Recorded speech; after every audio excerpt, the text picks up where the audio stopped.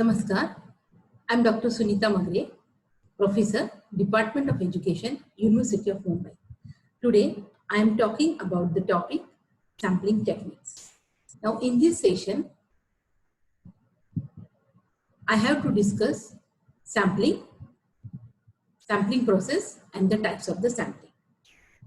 Let us start with the discussion about the sampling. What is sampling? In the social sciences, it is not possible to collect the data from every respondent related to our study, only from some fractional part of the respondents. The process of selecting the fractional part is called as the sampling. Then what is sampling process? In the sampling process, three components are included in the sampling process: population, sampling frame, and the sample. Then population. What is population? Population is the group to which you want to generalize your findings, or population is a larger group you are representing with your sample, or the population is a larger group to which you will apply your result. Then sampling frame. What is sampling frame? Sampling frame is the actual list of the individuals that the sample will be drawn from them. The next one is the sample. What is sample? The sample is the group of individual or is the group of elements who will actually participate in the study, or we can say it is the representation of your population. Let's take one of the example to clarify the sampling process. Suppose you want to conduct the survey on challenges faced by the degree college teachers through online mode. So for this, what is your population? So total number of the degree college teachers in Maharashtra, it is your population. Then sampling frame, the list of the degree college teachers which is available or taken from the universities. And what is sampling? Sample? The random selection of the teachers from each district. This is the sampling process. Then sampling technique. There are the two types of the sampling techniques: probability sampling techniques and non-probability sampling techniques. Then what is probability sampling techniques? Probability sampling technique means that every member or every element of the population has an equal chance to be selected in the sample. And if you want to produce results that are representative of the whole population, you need to use the probability sampling techniques. There are four types of the probability sampling techniques: simple random sampling, systematic sampling, stratified sampling, and the cluster sampling. Then simple random sampling. Simple random sampling is in which each element or each member of the population has an equal and independent chance of being included in the sample. And the sample is selected through the randomization method, is known as the simple random sample. And the randomization is done by using the different techniques of the randomization. For example, tossing a coin, throwing a dice, lottery method, blindfolded method, or by using the tippet tables. These are the techniques of the randomization. Let's take one of the example for simplify the simple random sampling. Suppose you want to select 500 primary teachers from the 10,000 primary teachers. Then how will you select randomly? So through lottery method, you have to prepare the chits starting from number 1 to the end 10,000. Mix that chits in a big bowl or the big bowl and take out 500 chits. What to do? First, you have listed the chits starting from 1 to 10,000. Mix it and take out the chits one by one till 500 chits are completed. So, like this way, you have to select the simple random sampling by lottery method. See these pictures. In these pictures, the white, green, and the orange color faces are here in the population, and from that population you have to take the representation of the samples. Means in your sample green, white, and the orange faces are included in your sample.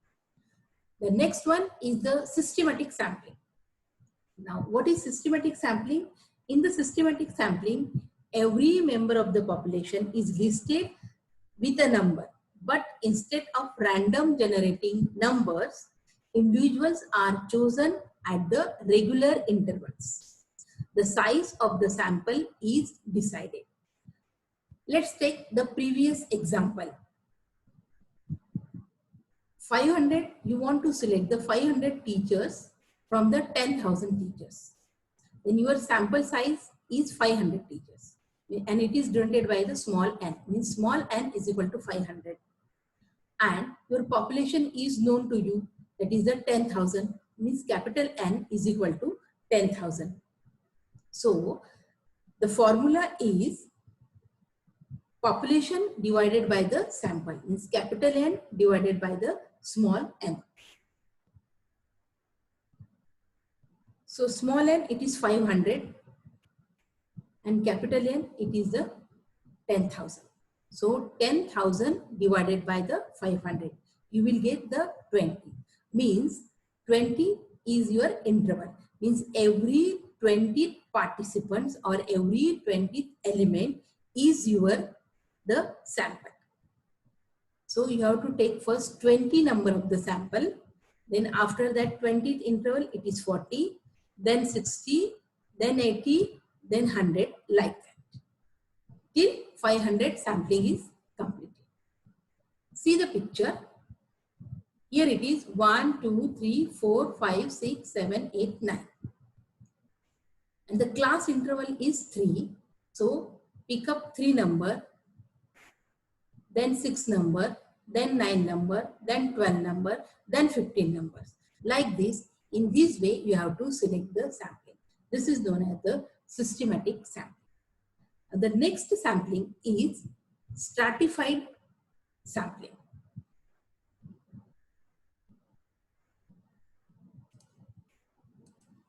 Stratified sampling. Now, this sampling method is appropriate when the population has a mixed characteristics and you want to ensure that every characteristic is proportionally represented in your sample. Then you have to divide the population into a subgroups, which is known as the strata, based on their characteristics. For example, gender, age, range, income, faculties are the subgroups, or which is also known as the strata. From the overall proportion of the population, you have to calculate how many people should be sampled from each subgroups. Then you use random or systematic sampling to select the sample from each of the subgroups. There is a formula to calculate the stratified random sampling. Stratified random sampling is equal to total sample of the size divided by the entire population multiplied the population of the subgroups. Let us take previous example, that is sample size is 500 divided by the entire population is 10,000 and population of the subgroups. Suppose you have to divide the strata into two groups on the basis of gender, that is the male and the female. So 500 divided by 10,000 multiplied by the two subgroups, that is the male and the female. So 2. So 500 divided by 10,000 multiplied by 2, you will get the 1/10. Means every 1/10 number is your sample. Let's take one of the common example for random sampling, systematic sampling, and the stratified sampling. Now see, in this bowl, there are the mixed salads like onion, tomato, coriander, beetroot, carrot, eggs. So this mixed salad, it is the random sampling. Means you have to take one bite from this. So that is the random sampling. Then systematic sampling is the systematic representation. Take 2 pieces of the eggs, 2 pieces of the onion, 2 slices of the onion, 2 slices of the tomatoes, 2 leaves of the coriander, like this. And the stratified sampling, you have to divide it or classify the strata on the basis of the nutrition like vitamin, protein, fiber, carbohydrates. So this is the common example for the random sampling, systematic sampling, and the stratified sampling. Then let's go to the further sampling type of the probability sampling, that is the cluster sampling. Now the cluster sampling, it also involves dividing the population into subgroups, but each subgroup should have similar characteristics to the whole sample. Instead of sampling individuals from each subgroups, you randomly select entire subgroups. For example, the government of India wanted to evaluate the number of immigrants. Then they are dividing the clusters on the basis of the states, such as Maharashtra, Gujarat, Kerala, Punjab, Tamil Nadu, Andhra Pradesh, like this. Or we can take another example. Suppose you want to conduct a survey on use of internet by research scholars. So you can divide into the clusters on the basis of the faculties like humanities, interdisciplinary faculty, science and technology faculty, commerce and management faculty. Next one is the non-probability sampling techniques. Now, the non-probability sampling techniques is a sampling technique in which not all the members of the populations have an equal chance of participating in the sample or in your study. So non-probability sampling techniques, the researchers select the sample based on the subjective judgment. There are again 4 types of the non-probability sampling techniques: quota sampling, convenience sampling, judgmental sampling, or snowball sampling. Then we'll take one example of this sampling for the understanding of the each and every sampling. So convenience sampling. Convenience sampling is the sampling which is adopted by the researchers, where they collect the research data from the conveniently available from the pool of the respondents. And it is most commonly used sampling techniques. The researcher use convenience sampling in the situation where the additional inputs are not necessary for the principal researchers. There is no criteria required to be a part of this sample. all components of the populations are eligible and dependent on the researcher's proximity to get involved in the sample. Then the researchers select the members, those who are closely related, and that he or she did not consider whether they are representing the entire population or not. Let's take one of the example for the convenience sampling techniques. Conduct a survey on opinion about the student support system in the university. You can distribute the pamphlets, or you can distribute the, you can take the interview from the students in the campus of the university. Or another example is when newly launching opinion about the newly launching product. The salesmen come to your house and ask some questions about that product. So it is the convenient sampling. See, in this picture, see, there are the red, blue, and yellow persons in the, suppose in the university area. And the convenience sampling, the blue color is not reflected in your convenience sampling. Maybe the person is not interested to giving the response of the researcher. So this is the yellow and the only yellow and the orange color element are included in your sample. That's why it said it is not take care the sample is representing the population or not. Next sampling is the quota sampling. Quota sampling is defined as the non-probability sampling method in which the researchers create a sample involving individuals that represent a population. Researchers choose these individuals according to the specific traits or some specific characteristics or some of the qualities. They decide and creates the quota so that the research sample can be useful in the collecting data. This sample can be generalized to the entire population. Let's take one example of the quota sampling. Suppose you want to conduct a survey on educational status of tribal students in Maharashtra. So, tribal student is your quota. Or one of the company to find out the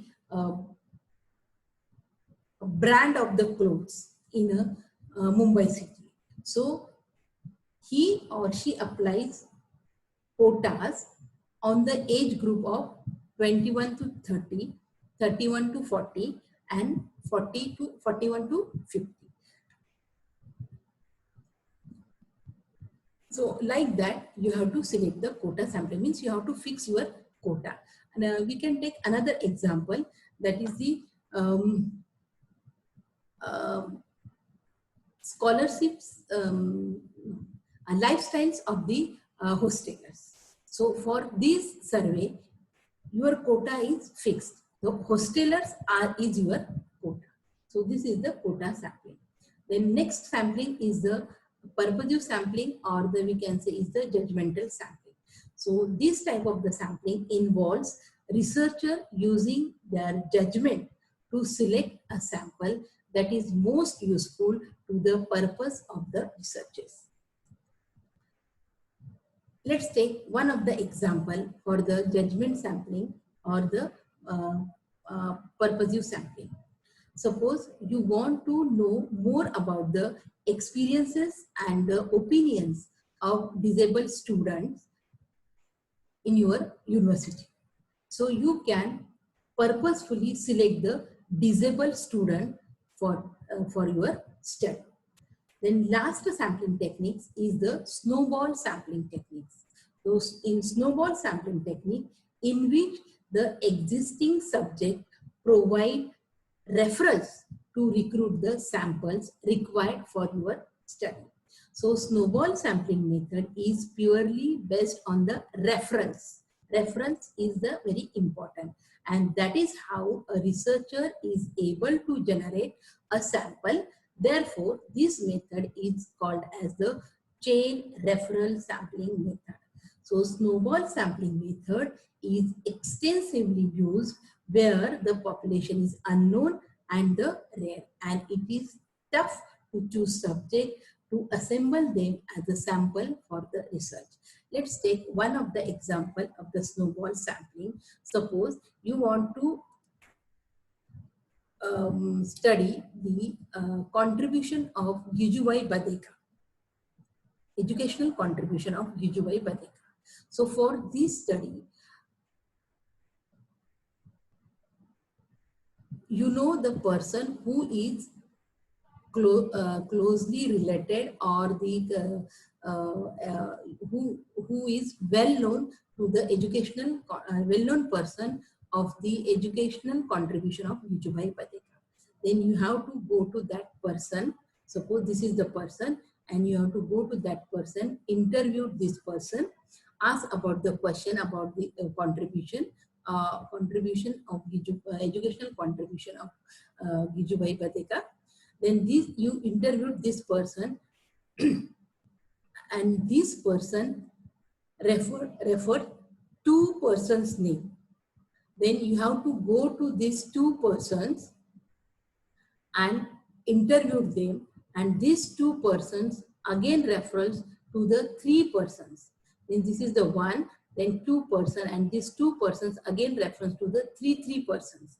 Every person reference to the three persons, and from these three person again you have to go to this person. So this person give the four people for his or her references. So like that, in this way you have to select the snowball sampling. This is known as the snowball sampling. Hope you will enjoy this session.